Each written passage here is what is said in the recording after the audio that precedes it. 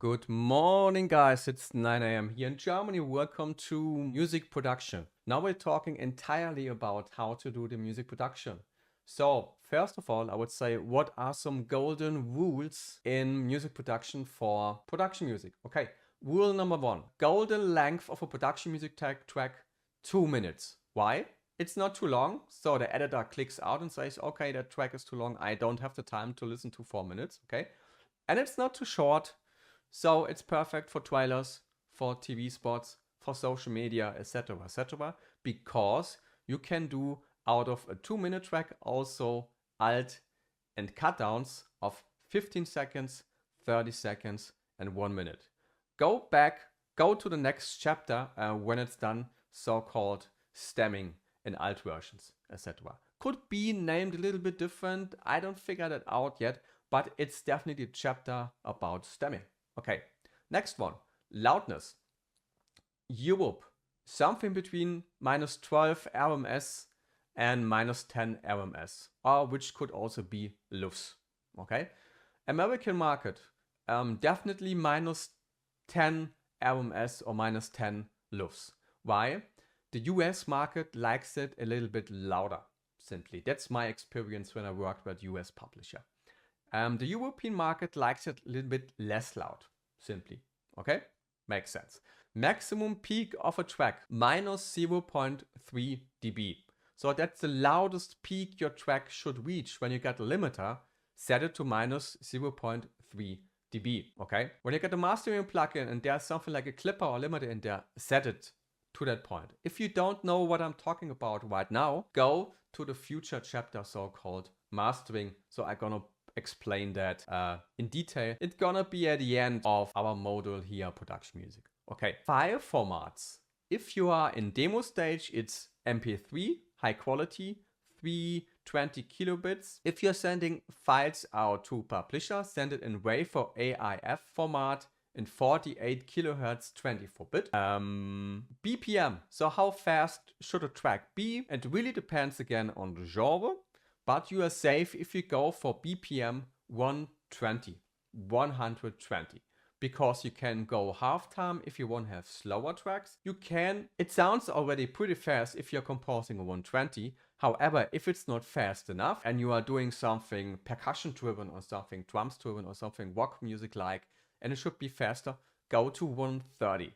However, this is a personal thing and everyone is different, but that's my favorite BPM. And I'm totally honest, I compose 90% of my tracks in 120 BPM, okay? Save that. Keys, very easy. Golden rules in keys. Don't do too many key changes. Why? Because the music, production music, is made for the background in terms of media, okay? So it shouldn't be too busy. So my golden rule for key changes is having something like 3 key changes, maybe maximum 4, okay? But again, this depends on the genre. If you do something like underscore tension, maybe 2 chord changes are already enough. Or maybe 3 are okay, but 4 are definitely too much for underscore tension. If you go to rock music, they have something mostly like 3 chord changes, maximum 4. When I do trailer music, I got maximum 3 chord changes. Sometimes 4, but usually not. Okay. And if you want to compose something in a happy mood, do it in major chords. C major, F major, G major. If you want to do something sad, do it in minor chords. F minor, C minor, E minor. Something like that. Okay. So if you apply those rules to your tracks, let's say just a half of those rules, you're already pretty safe in your format in production music.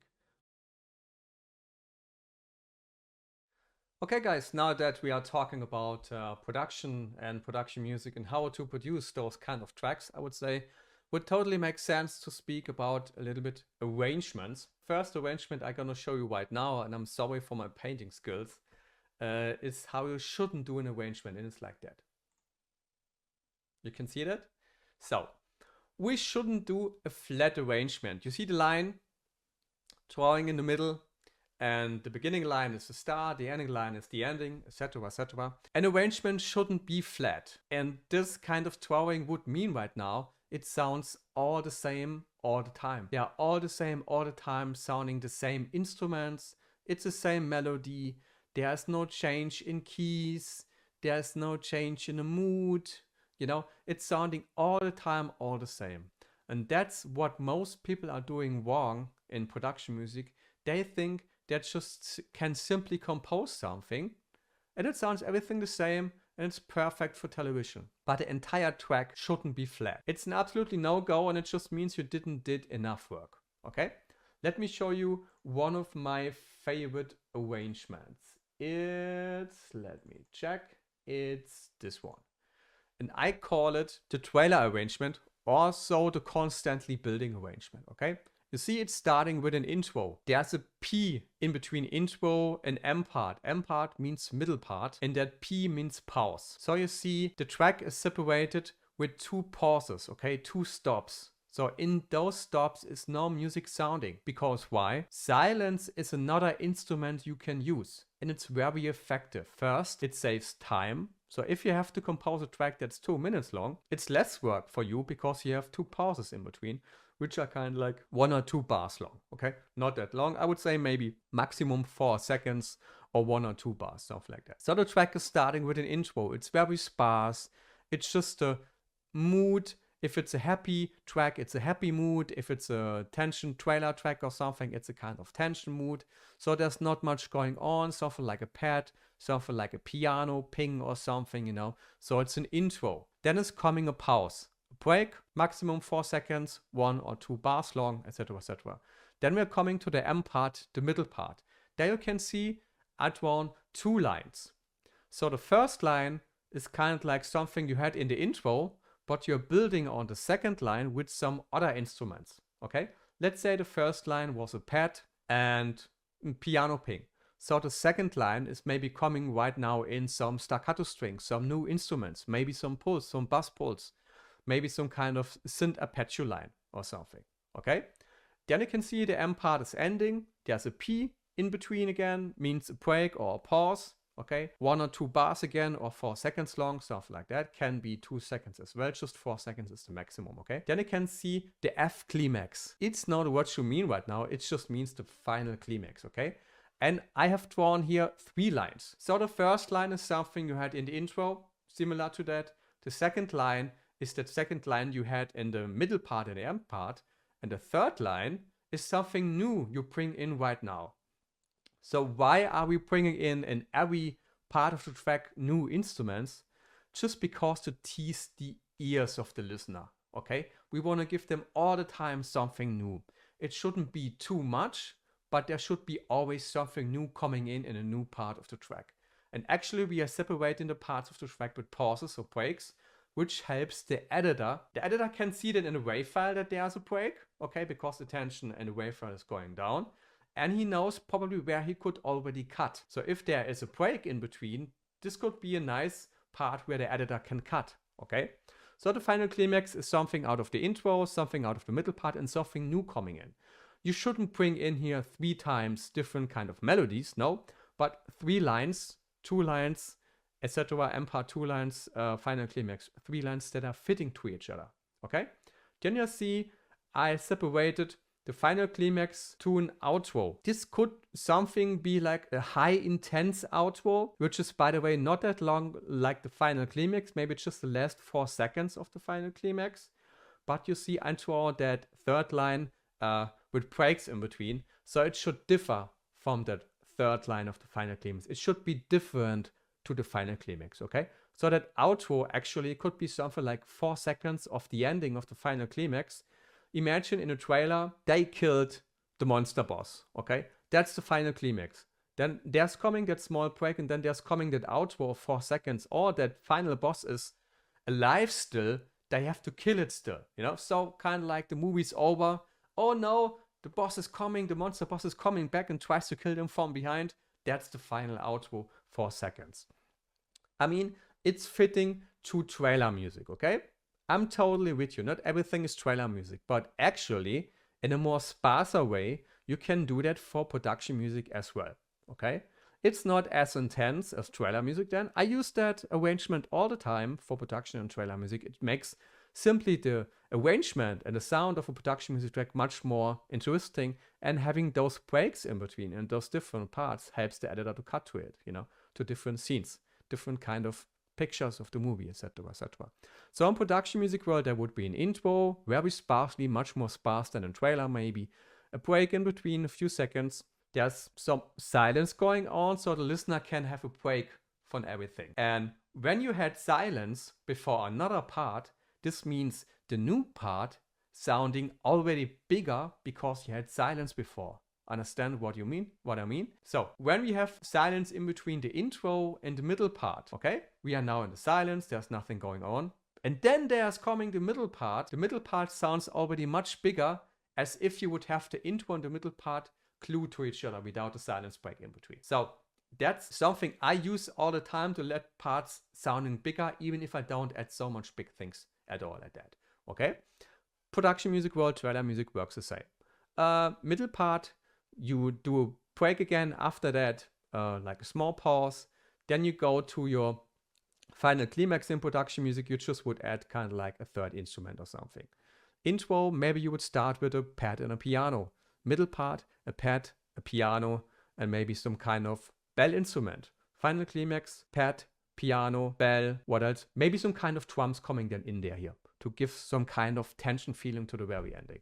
But it's not the same as trailer music, not as intense. But in terms of buildings, it could be the same. Of layers, it could be the same. Okay? Then you go to an outro. I can explain a little bit better with the next graphic. So now we are talking about arrangement 01B, which is kind of like the same as we had before, the trailer build, but a little bit more for production music. Intro, one layer, one or two instruments. Pause, a few seconds. Middle part, two layers. First layer of the intro, a little bit different to that maybe. A second layer, middle part done, pause, few seconds. Third part, three layers. Layer of the intro, two layers of the middle part, maybe a little bit different to them each other. Take some notes out or something else. Add something new there. Then you do another break and then you do the outro. And the outro could be something which is very effective, very similar to the intro. So if you had a nice piano melody in the intro, it helps if you put a very similar or the same piano melody again at the outro. Why? The sound, the track you composed sounds finished, closed, because you had at the beginning the same sound, at the ending the same sound, so it sounds like totally done, finished. What I don't like is on tracks, I signal that right now here, is when it's ending with the final climax in a pause and there's coming nothing. It's called open ending, okay? In some kind of genres, maybe that works, so if you're scoring to picture, but in production music, editors don't like open endings. So remember, you always should have closed endings in your track. This is the typical production music one. Let's say we have a tension track, okay? In tension tracks, usually you don't have much key changes, okay? There's simply not much melodic things going on. So some genres, for example, tension or drones or some other things, have just a kind of much more boring arrangement, but it fits to the genre. Okay, let's check that. You have an intro with a layer, maybe two instruments, a pause. Then you have the middle part, the same instruments as you had in the intro, and then you add another instrument or two to that in the middle part, the second line there. Okay, then you do a pause. You don't have a final climax, you don't go more intense. It's the outro, and it's the same line as in the intro, but with breaks in between, which means simply it's a little bit different to the intro sound, okay? It could be the same piano as in the intro, but it sounds a little bit different. Maybe you play it half time as fast as in the intro, something like that. Maybe without pad, maybe another reverb on top of that, etc., etc.